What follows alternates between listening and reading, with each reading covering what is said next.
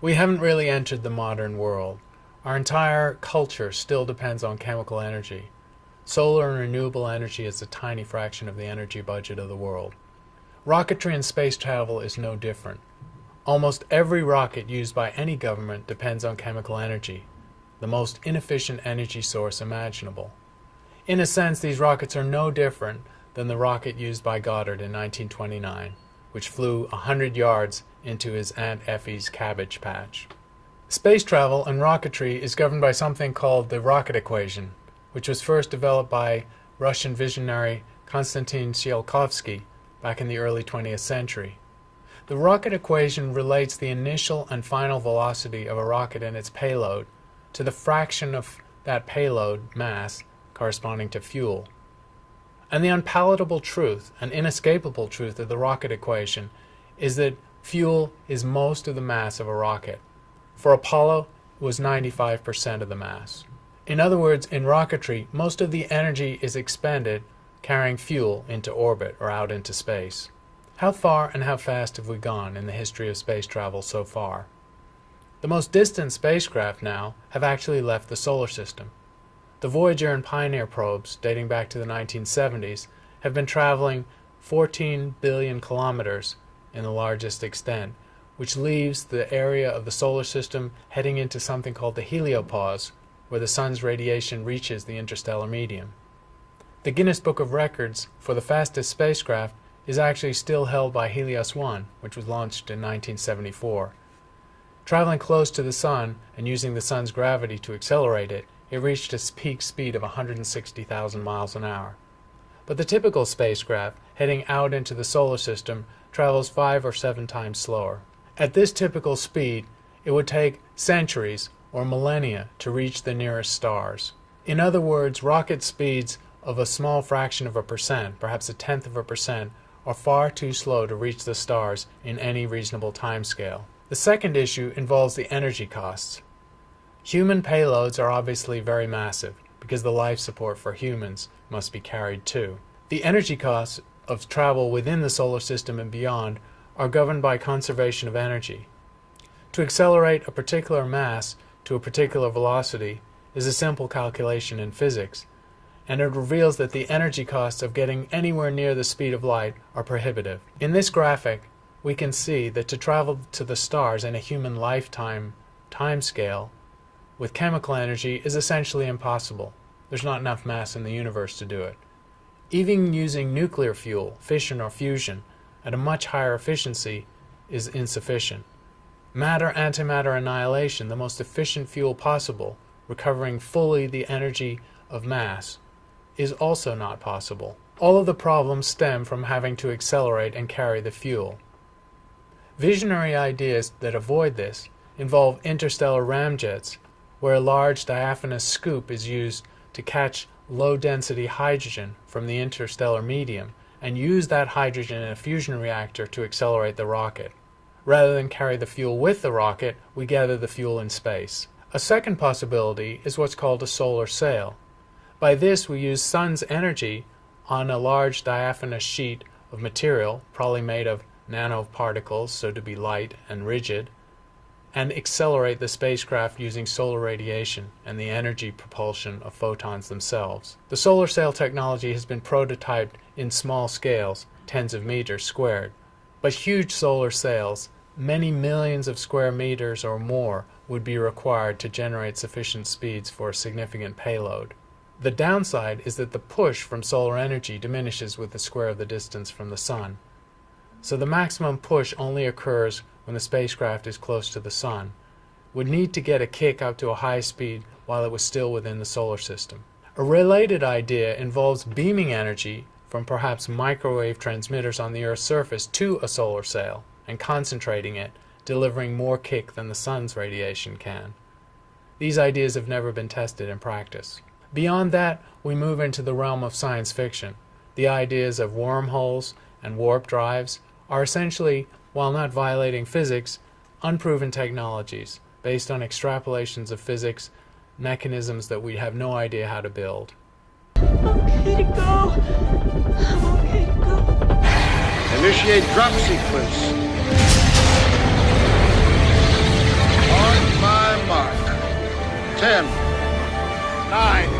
Power transfer. 8, 7, 6, 5, 4, 3, 2. I'm okay to go. Oh, God! Ah! Ah!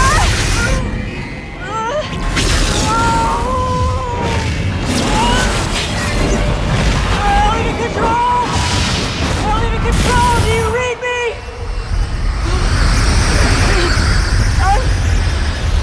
Alien control! Do you read me?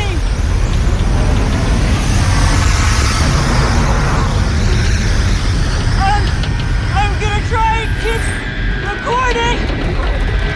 I'm going through some kind of a tunnel.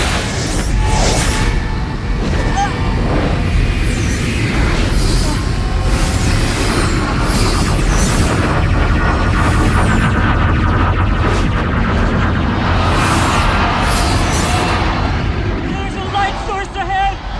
Brilliant. Blue-white. Is this all radiation?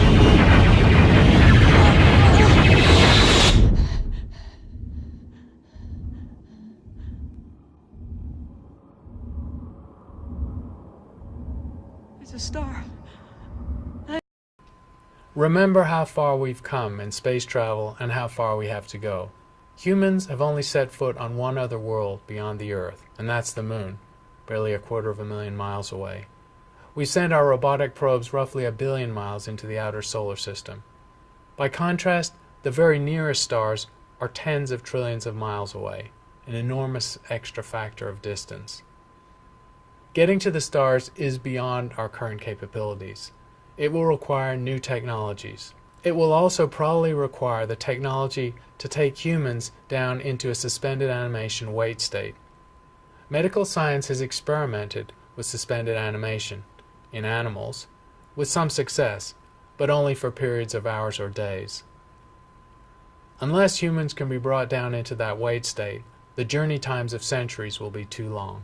Intriguingly, the door has actually still been left open to teleportation, the idea at the heart of Star Trek. Quantum teleportation has been demonstrated in the lab, where quantum information can be transmitted from one point to another, actually over distances exceeding the Earth's size. However, the amount of information transmitted or coded is extremely small. The idea of reconstructing a human at a remote location with that many trillions of atoms is implausible based on our current understanding. However, if we're sanguine about the progress of technology, we can show on a logarithmic plot that the maximum speed attained by humans has increased exponentially over the past millennia. From transport by horses to cars to planes to rocket ships, we've been doing better and better. If we trust in these technological innovations, we might speculate that in a century or so, we are able to reach something like a few percent of the speed of light. And with a miniaturized probe, perhaps nanobots, the energy cost would not be prohibitive. So interstellar travel, if not for humans, for robots, is possibly on the cards within a couple of generations. The science fiction writers are the people who've envisaged this the most clearly. Hard science fiction writers try to stay within the laws of physics, and they imagine ways that we might travel to the stars. They all involve building a viable colony that travels through space and has some level of suspended animation to cover the large distances. The genetic community has weighed in on what would be a viable human colony. A sufficient gene pool to not cause major problems is roughly 100 to 120.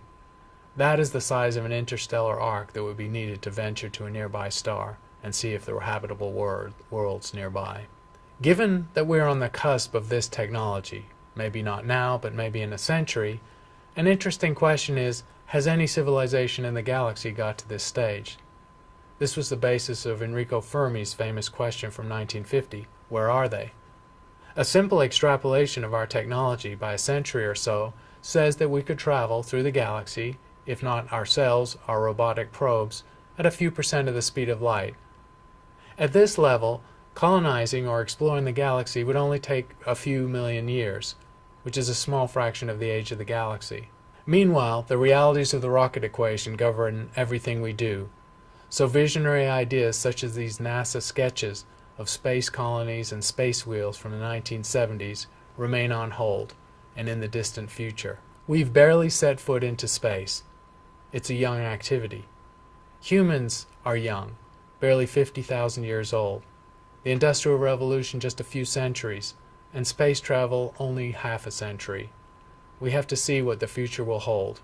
In this video, a remixing of Carl Sagan's famous paean to the future of space travel, we can see what the possibilities might be for the future. I'm not very good at singing songs, but here's a try.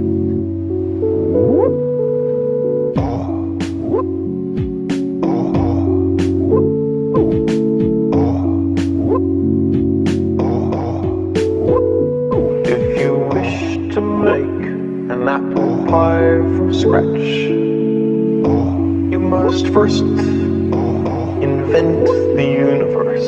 Space is filled with a network of wormholes. You might emerge somewhere else in space, somewhere else in time. The sky calls to us. If we do not destroy ourselves, we will one day venture to the stars.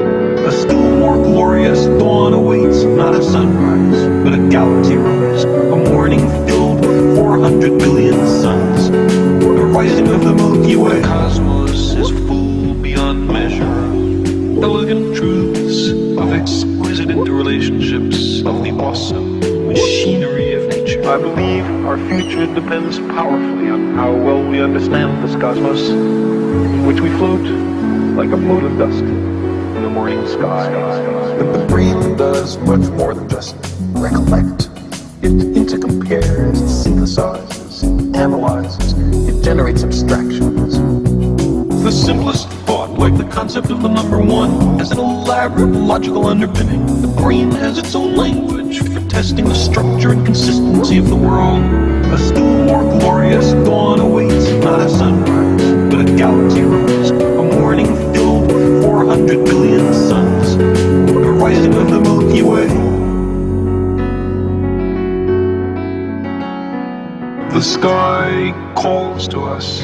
If we do not destroy ourselves, we will one day venture to the stars.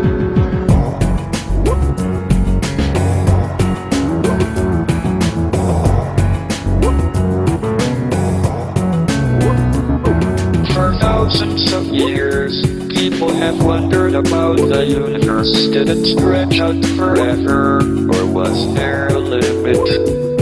From the Big Bang to black holes, from dark matter to a possible Big Crunch, our image of the universe today is full of strange sounding ideas. How lucky we are to live in this time, the first moment in human history when we are, in fact, visiting other worlds. A still more glorious dawn awaits, not a sunrise, but a galaxy rise. A morning filled with 400 billion suns. The rising of the Milky Way. A still more glorious dawn awaits, not a sunrise, but a galaxy rise. A morning filled with 400 billion suns. The rising of the Milky Way.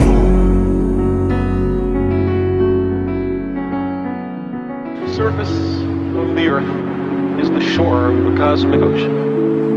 Recently, we've waded a little way up, and the water seems inviting.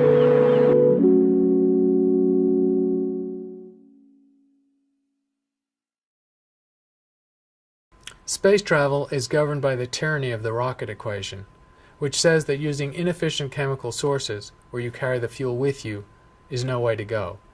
The costs are prohibitive to travel beyond the solar system using this technology. So other technologies are under development by NASA and other research institutes.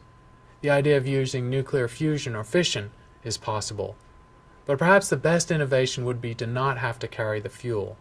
So solar sails are being tested by NASA and other agencies, and the other idea is using the thin interstellar material as fuel itself picked up along the way. None of these technologies have yet been tested, and even the best of them means it will be centuries or millennia before we can travel to the nearest stars. Science fiction writers have been dreaming about this for decades, and maybe in a few more decades we'll be on the point of testing these technologies.